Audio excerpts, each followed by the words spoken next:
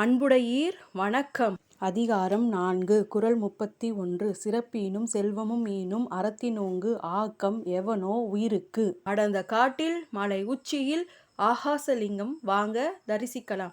காளஹஸ்தியில் இருந்து பிச்சாட்டூர் செல்லும் சாலையில் 10 கிலோமீட்டர் தொலைவில் நாம் பயணம் மேற்கொண்டால் ஸ்ரீ கொண்டேஸ்வர சகஸ்ரலிங்கேஸ்வர சுவாமி திருக்கோவிலின் மலை அடிவாரத்தை அடையலாம். பௌர்ணமி மற்றும் அமாவாசை தினங்களில் அதிகமான பக்தர்கள் இத்திருக்கோவிலில் வந்து வழிபாடு மேற்கொள்கிறார்கள். பௌர்ணமி தினத்தன்று இங்கு கிரிவலமும் செல்கின்றனர். சகஸ்ரலிங்க கோவில் மலை அடிவாரத்தில் பிள்ளையார் கோவில் ஒன்று அமைந்துள்ளது. இந்த பிள்ளையார் கோவிலின் அருகே பூஜைக்குரிய தேங்காய், பூ, பழம் போன்றவை உள்ளூர் மக்களால் விற்பனை செய்யப்படுகிறது.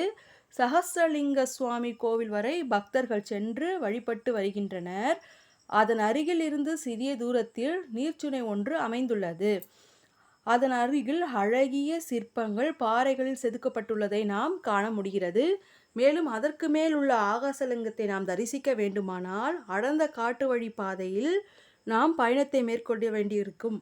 அதனால் உள்ளூர்வாசிகளின் துணையுடன் தகுந்த பாதுகாப்புடன் பயணத்தை மேற்கொள்வது மிக்க நன்று. மலை அடிவாரத்தில் உள்ள பிள்ளையார் கோவிலிலிருந்து நெட்டையாக அமைந்துள்ள சில 100 படிக்கட்டுகளில் ஏறி முதலாவது அமைந்துள்ள மண்டபத்தை நாம் அடைகிறோம். அங்கு உள்ளூர்வாசிகளால் மோர் விற்பனை செய்யப்படுகிறது.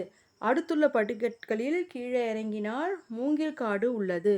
இங்கு வலதுபுறத்தில் ஒரு பாதையும் அங்கிருந்து நேராக ஒரு பாதையும் செல்கிறது. வலதுபுறத்தில் உள்ள பாதையில் சென்றால் நீர் சுனையை நாம் அடையலாம். நேராக செல்லும் பாதையில் படிக்கட்டுகளை ஏறி சென்றால் காட்டில் உள்ள சகஸ்ரலிங்க சுவாமியை நாம் தரிசனம் செய்யலாம். சகஸ்ரலிங்க சுவாமி கோவில் வரை மட்டுமே உள்ளூர் பக்தர்கள் வந்து வழிபாடு செய்கின்றனர். மலை உச்சியில் உள்ள ஆகாசலிங்கத்தை நாம் தரிசிக்க வேண்டுமானால் சகஸ்ரலிங்க சுவாமி கோவில் அடிவாரத்தில் உள்ள காட்டு வழி பாதையில் இருந்து நாம் பயணத்தை மேற்கொள்ள வேண்டும்.